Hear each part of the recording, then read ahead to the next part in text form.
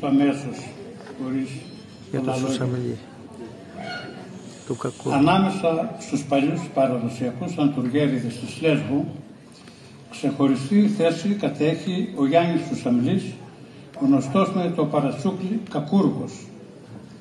Για το πώς προέκυψε το παρατσούκλι αυτό, ο ίδιος είπε τα εξής σε συνέντευξή του στο Παναγιώτη Σκορδά, περιοδικό Αγιάσος 98 του 1977.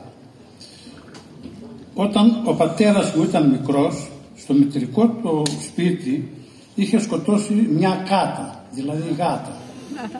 Και ο παππούς μου, αφού τον έδιρε γιατί σκότωσε την κάτα, του είπε: «Ρε κακούργε άνθρωπε που σκότωσε κάτα μας, είσαι χειρότερος κακούργος και από αυτόν που σκοτώνει έναν άνθρωπο».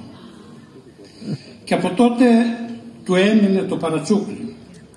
Όταν γεννήθηκα εγώ, τον ακολουθούσα στα πανηγύρια και καθόμουν δίπλα του για να ακούω τη μουσική. Έλεγαν τότε όλοι οι άνθρωποι που μας έβλεπαν: «Γιου κακούργος και του κακουργέλη». Από τότε το κληρονόμησα και το κρατώ σαν καλλιτεχνικό παρατσούκλι. Ο Γιάννης ήταν μια ιδιαίτερη περίπτωση μουσικού. Αυτοδίδακτος, χαρισματικός, με γρήγορο παίξιμο και εξαιρετική δεξιοτεχνία.